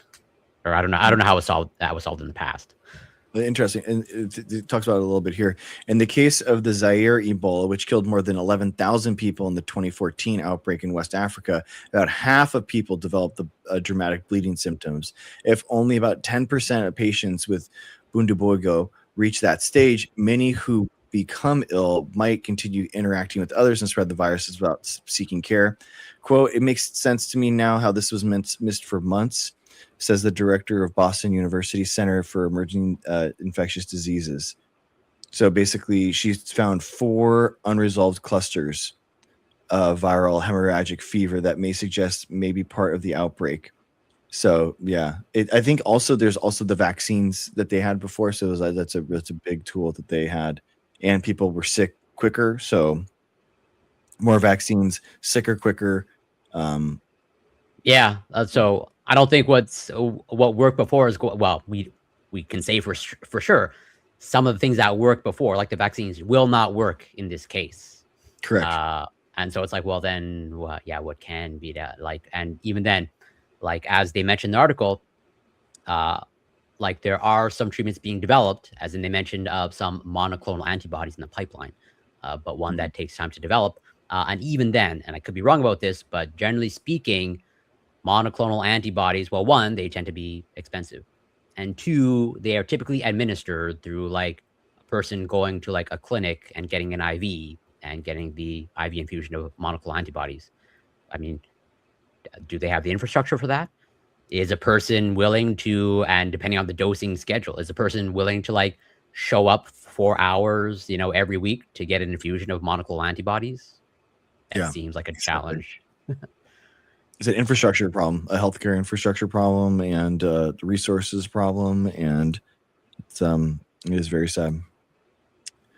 Well, last but certainly not least, I wanted to end on like a good note. I thought I think that's a good idea. I like the story that you posted. Yeah. So the Manning Family Children's makes history as Louisiana's first sickle cell disease gene therapy patient rings the bell, marking his functional cure and restoring his dream of becoming a pilot. Really cool story. Louisiana's first sickle cell disease gene therapy patient is now set to pursue his dream of becoming a commercial pilot after receiving historic curative gene therapy at the Manning Family Children's Hospital. 23-year-old Cressy, a native of Louisiana, rang the bell on Monday, June 22nd, after more than a 2-year journey that led him to a life-changing moment. Sickle cell disease is the most common genetic disease blood disorder in the world, and Louisiana has more cases of sickle cell disease per capita than any other in the U.S. A debilitating disease that predominantly affects African Americans, sickle cell disease is responsible for shortening the lives of so many people while also causing chronic pain and frequent hospitalizations. Now, with recent significant advancements with allowing the altering of genetically modified stem cells, many more children and young adults can be treated before the disease begins to destroy their organs. Pretty cool. It's really cool how they're actually doing this. So there's actually another gene inside of your body. So you have your red blood cell gene, and they're actually not fixing the error in that one. The actual sickle cell trait or mutation. Yeah. What they're doing is that they're bringing back the fetal red blood cell. Yeah, exactly. I thought that's such an interesting thing. Or it's a cool workaround. Yeah. Or there's a second medicine that actually inserts a new cassette for like a new type of hemoglobin. So, but they're not doing that entirely. It is a DNA gene therapy. Yeah. So it's very cool. Yeah. No. Very. And I say this somewhat jokingly, but so. From what I understand, if I remember the article of like this individual, okay, well, one of their inspirations to seek out this treatment is because they had a strong desire to become a pilot, and like they were told to like, hey, unless you cure this, like you can't become a pilot, and so but they did, but that again, not to make light or joke, and I'm semi-serious, but they're like that creates a lot of pressure for this person to become a pilot. As in, what if they have a change of heart? Like, by the way, that pilot thing had a change of heart. Yeah, I actually just liked Microsoft Flight Simulator. Yeah, I wasn't really into it. I wasn't into it at all, actually. Yeah. But obviously an amazing thing and an amazing breakthrough. And Yeah. hopefully, it just gets better and better and could be, from what I understand, like this gene editing is largely for, it's not on a massive scale yet. Only like really small trials with small numbers of individuals. But hopefully it's only a matter of time before this is more widespread and more common and more accessible. And from what I understand, this is still quite expensive. Obviously, they don't mention the cost in the article, but generally speaking, gene editing, from what last numbers that I saw, it's usually quite pricey. But I'm glad they had access to it. But I understand why we can't roll this out on a massive scale. Yeah, I mean, yeah.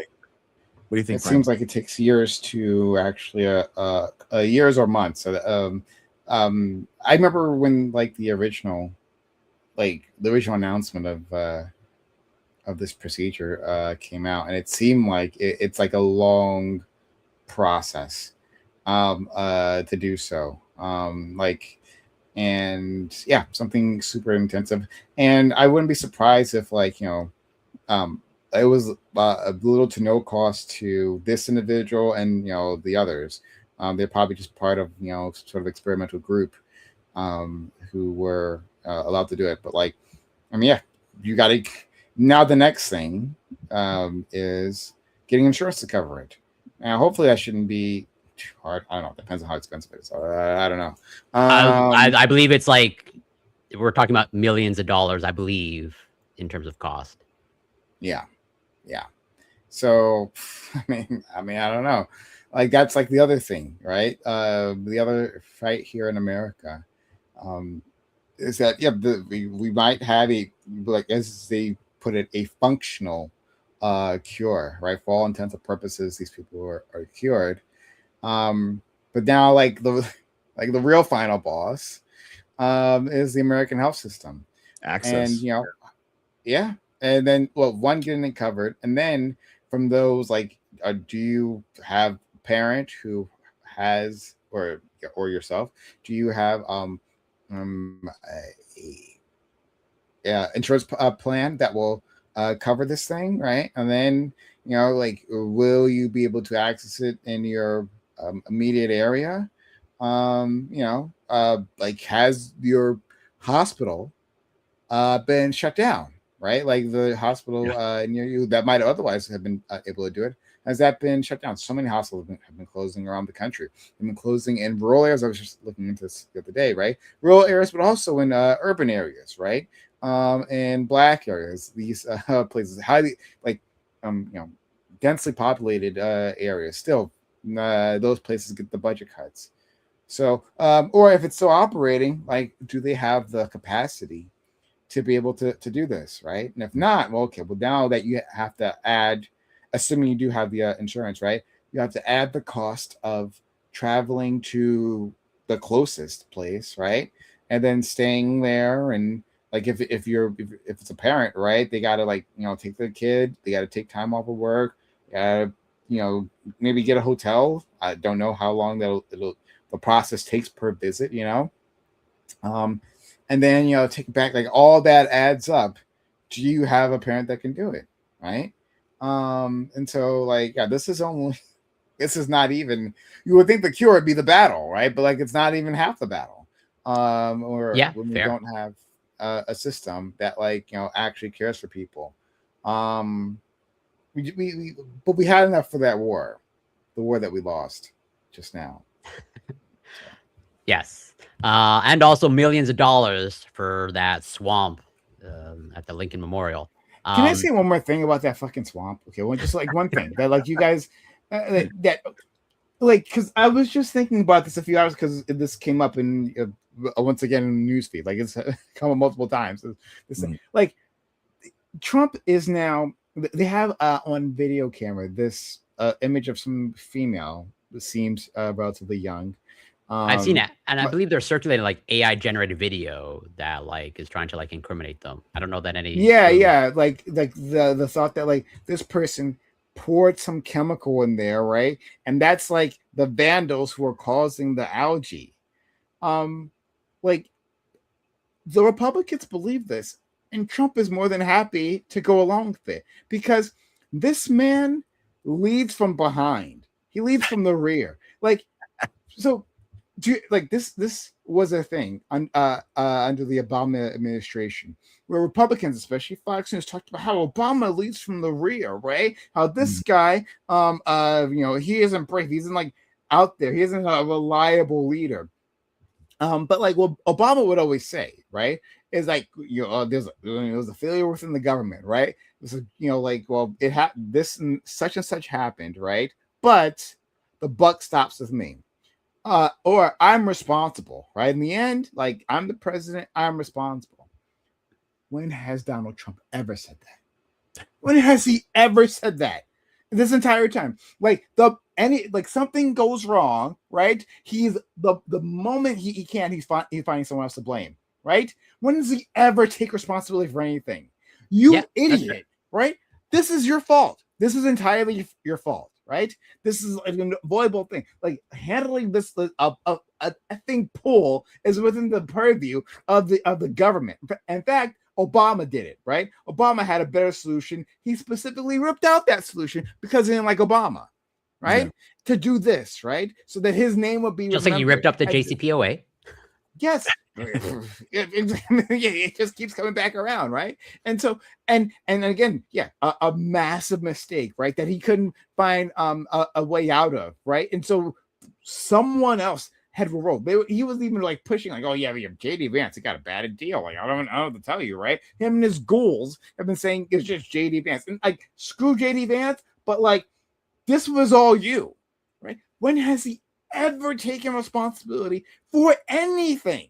Right? And this is the strong leader these conservatives literally fucking worship. This guy. Sorry. No, you don't need to apologize. I agree with you. And it's like, well, to your point, to expanding upon it, like, he doesn't need to take responsibility for anything because, like, his supporters will make up all the excuses for him anyways.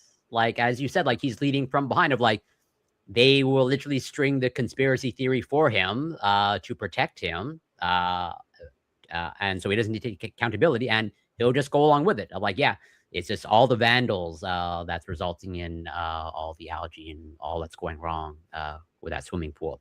But yeah, well, I'll stop you there. I can tell you right now that Trump has completely fabricated algae. Algae doesn't exist. Algae has never been actually isolated ever before. You've never seen a Koch's postulates done with algae. And if it did exist, it leaked from the lab. There's an algae lab engineered by Fauci, no less. There's a nearby algae lab that if it did exist, then they don't. But if they did, then they would have leaked it. It had to have leaked from the algae lab. Yeah, I'm very curious how this is going to play out. And again, going back to what I brought up earlier, and sort of like, is the collective consciousness just going to move on from RFK when he doesn't solve, autism or the root cause of autism? Is the collective consciousness of MAGA Republicans just going to move on from Trump, just as like, is it going to play out the same as like Bush is more or less like not spoken about anymore, and like Republicans will not like even recognize him as like a good president, right? Even though he won 2 terms. It seems like Republicans these days have just moved on from Bush, or they don't view him, from what I understand, overly positive, right? Is that just going to happen with Trump? But like, yeah, never happened. Self-serving, right? So whatever it is, it's going to be self-serving. Like this, I was doing this react to this guy, Tom Cohen. He's like really big in the anti. Wasn't Bush at sorry to interrupt, at like Obama's whatever opening of his presidential library or center? Yeah, he was. But he was talking about how he thinks all disease, this Tom Cohen, like the king of the naturopaths kind of guy, he was talking about how he obviously doesn't think that viruses are real or cancer is real or whatever like that. So like he was saying, but he was saying that basically all disease is from internal, like it's from like you kind of like manifesting this thing. And it was so interesting because he's like older, he's in his 60s, and he's talking about like, well, I don't have chronic disease. So, when you lie, you actually manifest it into like,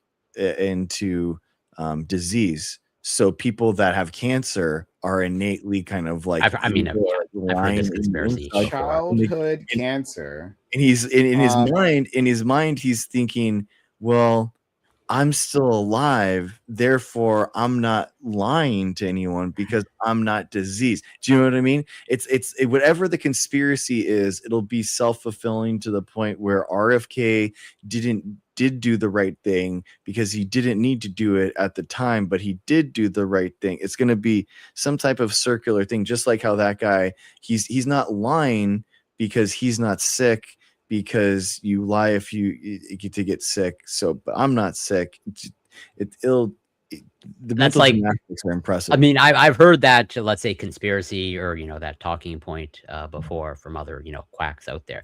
But isn't that like the most, or one of the most like narcissistic positions of like, I am so virtuous that I'm diseased due to my virtue. I'm disease free. Exactly. He's like an old theory of disease, right? Like, yeah, it's in the vein of like whatever humors or spirits or bad spirits. Yeah, this feels like it's just like that. That obviously it's. I mean, first of all, once we went through this whole like idea that you can manifest things, right? Like if you can, like this logically follows from the idea that, well, you can manifest good things in your life, right? You can manifest wealth, right? Just like thinking hard about it, or praying for it, honestly, right? Like you can manifest these things, and just as easily you can manifest bad things, right? If you're thinking the wrong thoughts, right, then like you'll get these outcomes. And so like if that's the case, well then why not like bad outcomes being within your health, right? Like this is just like a hop, skip, and a jump from that. But like this seems like an old like theory of like a disease spread. But like that dude will get like a few thousand followers on. I've never heard of this person. Gigantic. Like, he's gigantic. Oh, excuse me. Sorry, a few thousand. Oh, a few million. He's underestimated the stupidity. So go ahead. Yeah. It's unfortunately he's one of the biggest ones. And it's like, and we've talked about this before already, right? So, and I'm just preaching to the choir here, but like it says so much more about the people who watch him and take him seriously, that like their inability to apply critical thinking to this. I mean, this is like simple quackery. Like maybe this might have worked. Like if this was like 300 years ago, right? Well, then yeah, I don't have any much better ideas. So fair enough, right? But like you have through osmosis, right? Purely through osmosis. You didn't pay attention in school. Purely through osmosis, you've like collected more knowledge, right? About like how disease spreads than those people ever did like centuries ago, right? They have like you have absolutely just from that, and like you can't apply that knowledge. You can't hear that and like okay, done, right? I'm sure he says all kinds of other crazy things, but like the moment that comes across, right, your feed when he makes that claim, you're like, oh, obviously this guy's an idiot. You can't do that. Like it says really more about not that a crazy person exists, right? Crazy people exist. Like I'm saying, like almost all of human history can be explained by like a series of like people with personality defects being put in elevated positions, right? Like oh my god, so much of it of our history can be explained by that. But anyway, it's like yeah, sure, it's like a crazy person exists, fair enough, right? But that the fact that so many people are willing to follow this insanity, right? That's like the real interesting thing about human society is that like if you have the right mix of like neuroses or whatever, right? Like if you have a right mix of that, you present to people like in a charming package, yeah, they'll just follow you no matter what insane nonsense comes out of your mouth. Yeah, I mean, yeah, I agree.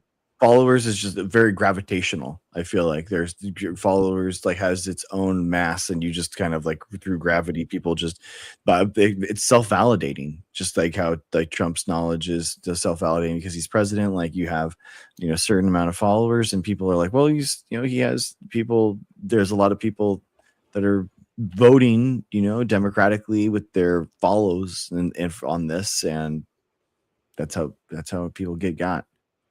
Well, and to that point, And I agree with you, Prime, that it's essentially like an incrimination of our society that, an individual like this or individuals like this can gain such a massive following. But also to your point, Greg, of like, is self-fulfilling or, whatever, circular. I don't know so if anybody, watches some of those Jubilee videos of like, one person against, 20 debaters. But like one of the most recent one, it was like a TikTok debater. I think their name was like Dean Withers, and they were going against 20 MAGA Republicans, but they were specifically like women, although that doesn't really matter to my point. But either way, it was like, one lefty TikTok debater against, 20 MAGA Republicans. And like one of the talking points from one of the MAGA debaters was like, they were arguing that Trump was the greatest president. And like pretty much their evidence that Trump was the greatest president is like, well, how could he not be the greatest president if he won 2 elections? Right? Oh. As in, like, and it's like, what? Because like the TikTok debater was like his, because like usually how it's set up is like the TikTok debater comes up with like the debate prompt, and his debate prompt was like, Trump is like whatever, basically a bad president, or Trump is like the worst president, and like one of the MAGA debaters comes up saying, well, he's clearly not a bad president. He must be good because he won 2 elections. You must be good if you win 2 elections. So it's like okay, yeah, exactly, like Obama, exactly. And he said okay, and the TikTok debater brought up like Biden, so that means Biden's a good president. Obviously, they didn't want to talk about that, or they just skirt by. Yeah, very interesting.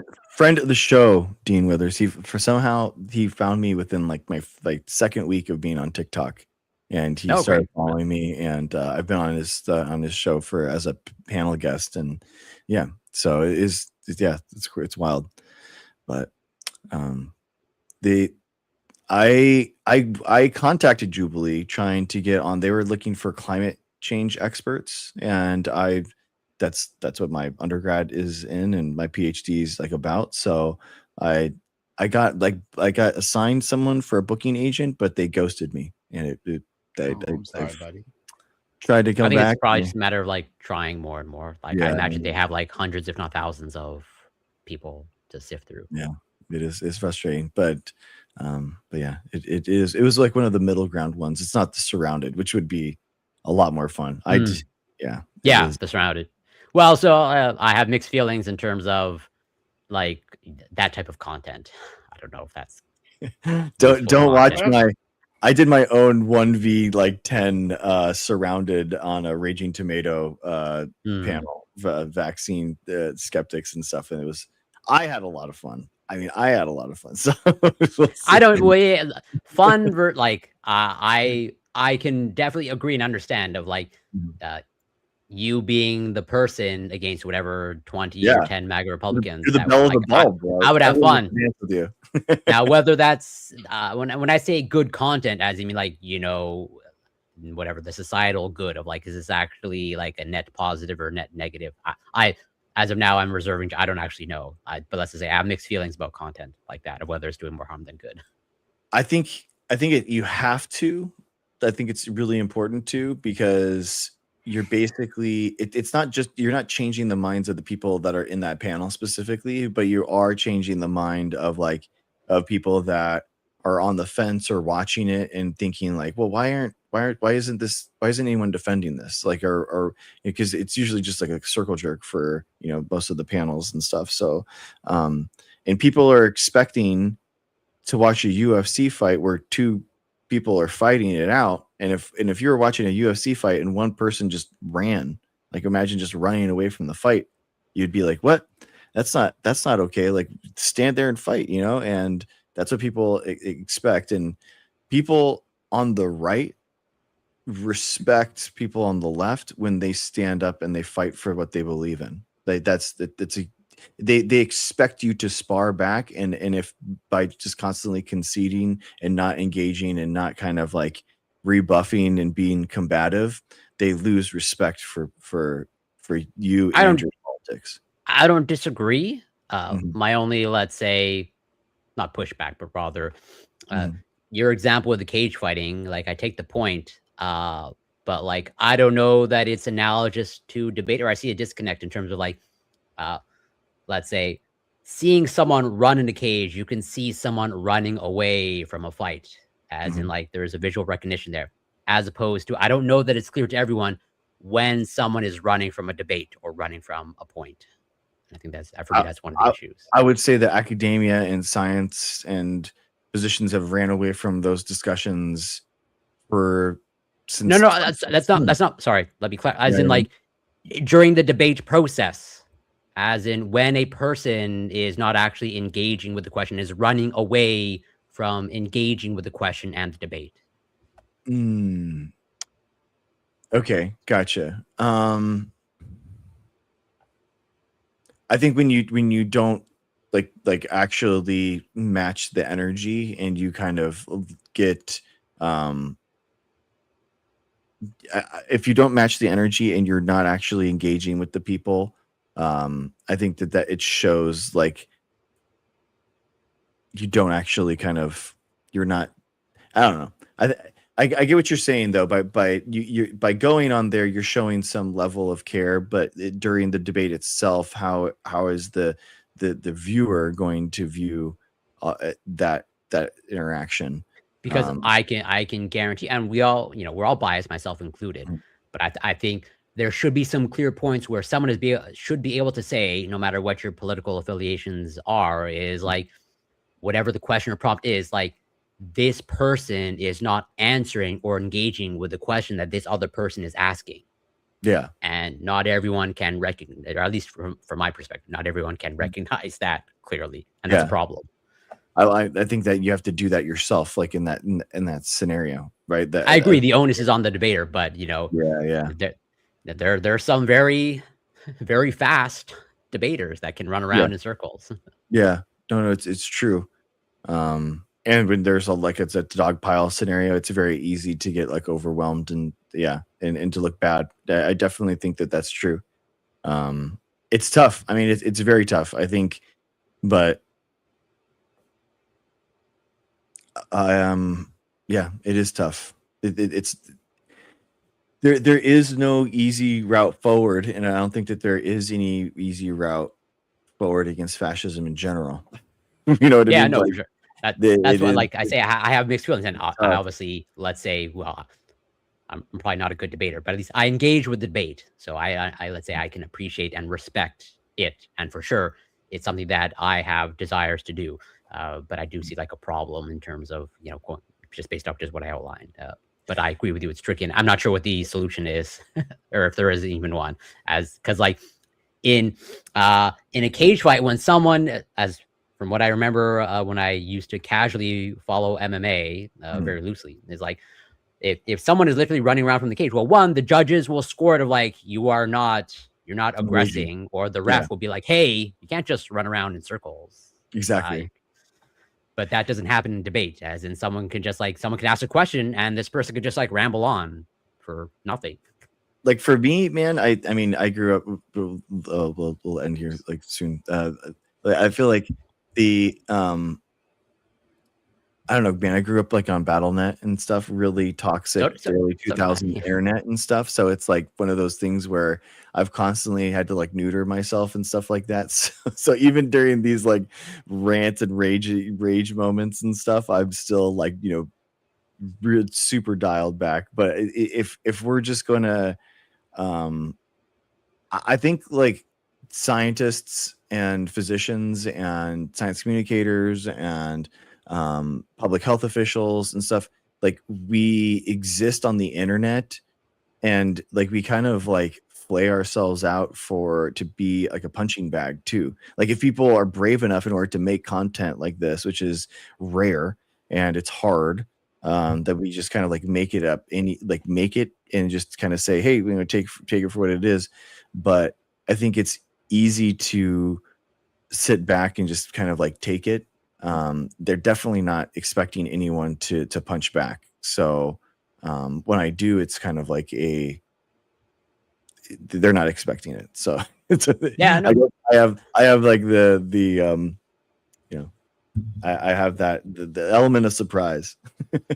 Yeah, no, I want to see, regardless of what I just said, I want to see you on Jubilee just because I know it's in Okay, your thanks, best and pal. in everyone's best interest. I support that 100%. Thank And you. last thing I'll say before we wrap up, though, it's just I have one question from one of my viewers, as in, how do we verify the credentials of medical influencers? So, yeah. Do you have any advice? I mean, for me, like, I think talking about my PhD is like, I mean, I would love to ask, you know what I mean? Like, so most people are going to have like have a professional website, and they're going to have uh their license that you could search, like literally search if they're board certified. Or if they're a scientist, they're going to have like their publications and their dissertation that you could find. And that's actually kind of the inherent problem too, in terms of like safety, public safety for doxing, all that kind of stuff, swatting. Like scientists and physicians are exposed more than most because, I mean, even if I wanted to be anonymous, like if I'm talking about nanotechnology and I'm talking about algae, there's only like a dozen of us in the world that are doing that kind of stuff, now. And it was less when I was doing it, you know. So Does these repositories have like your address or anything like that? no, but that my full name, my full name is on there. Like Okay. for whatever. It's so funny because of my modern day debates thing. Somehow they thought it was like a win that they know my last name. So they were just like, they kept using my last name in the comments, trying to like, Nobody knows my last name. yeah, yeah, exactly, bro. I'm like, dude, I can't be private, So, but yeah, I mean, it is, yeah, it is a problem in the weirdo sense. You're kind of like opening yourself up to that. Cool, good advice. Yeah. Well, thanks for having us. This was a lot of fun. I mean, fun in the way that we can ever be fun. Talk about the affairs of our government. But we did end on a lighter note. I think medical breakthroughs happen, and it wasn't mother effing homeopathy. Once again, homeopathy fails to like cure a disease, right?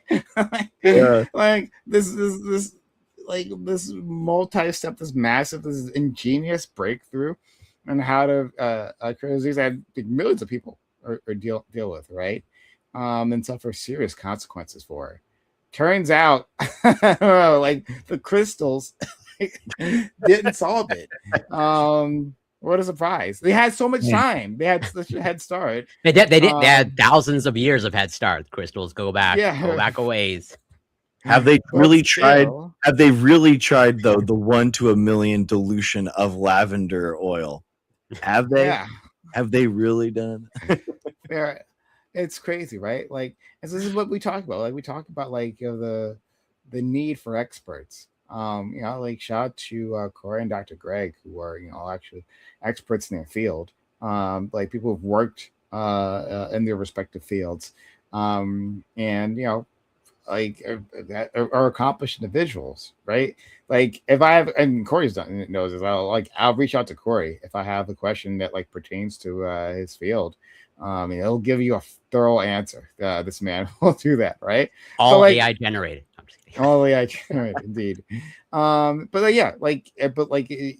person that I can trust, and I have further questions. You can ask and interrogate him, right? And he'll like engage in the field battle. He's done it with on my program, right, which you can find on twitch.tv, youtube.com, and kick.com /PrimeKai, PRIMECAYS. But like, yeah, like like he does that, and you've all seen Dr. Greg engage with that, like with his like level of expertise. Like shout out to these people, right? Like now these individuals didn't cure that disease. I mean, like, and it's a strike against them. But like I mean, but like it is people coming together, like working hard to like get the knowledge necessary, right? Understanding of the value of an education, right? And then applying that like in a novel way. And I don't know like the background of this particular breakthrough, the curing sickle cell, functionally curing sickle cell, right? I don't know the background of that whole process, but like want to bet like there was like some government funding involved, right? Like you know, lots of government funding. Yeah, right. That came, and then of course, and then hey, did one of those a few of those researchers have government-backed student loans that are cheaper, right? Or maybe grants, right? All these things that put them in a position so they can do these things, right? And then a belief in the scientific process, right? Not even a belief, right? A trust in a scientific process. You don't have to believe in it. You don't have to like do any wishing or whatever, right? Scientific process once again proves its worth, right? Like delivering something that will make a difference in your life, and one that's also based on a whole other series of scientific discoveries that we probably won't even fully understand, right? Unless when we read the paper and stuff, like what things that they're citing that like gave them the knowledge or like pointed them in the right direction to make this incredible breakthrough, right? Like all of these things like stack up, right, to make these accomplishments. And I bet you some of those previous scientific discoveries, those previous papers, were something really boring that would have been cut by Doge if they had a chance to do so, True. right? It's true. Like, tell me I'm wrong on this. Mm-hmm. So I just want to end on this, like this idea of like it's a crystallization of all the things we've been talking about for these weeks, right? It wasn't idiots, right, that came out of the anti-vax crowd, right? These people have nothing to offer you, right? Certainly not data, like I said before, right? A year plus, still waiting for them to prove their claims, right? When they have all the data in the world, they still can't do it, right? But the thing that that once again does it is like expertise and a trust and an exercise of the scientific method. So yeah, I'll leave it there. True. That's I cannot agree enough with everything that Prime outlined. The only a few things that I'll add is like if there's anybody that's on record going against the gene editing technology of mRNA vaccines, they should be denied access to this type of technology at any point, okay, in their life. True. And one of the many reasons why I'm rooting for this technology is one, obviously, to cure diseases. But also, I'm curious how the talking point is going to evolve. Like, pharmaceutical companies don't want to cure anything because it's not profitable. Okay, well, what are you going to say when sickle cell anemia, cystic fibrosis, and a whole bunch of other genetic diseases are cured? I don't know how you're going to make the argument that there's no interest in cures when we have cases, many cases now, and hopefully that goes to hundreds, thousands, millions of cases of cured genetic conditions. Some other BS. That's what we'll do. Yes, unfortunately. Yeah, easy. But yeah, as always, this was great. You can find me on Twitch, Corey Campbell 84, Twitter, X, YouTube, Instagram, Substack, TikTok. It's Corey Campbell. And yeah, as always, looking forward to next week. Thanks, guys. Appreciate you. Take care. Be well. Always a pleasure. Bye.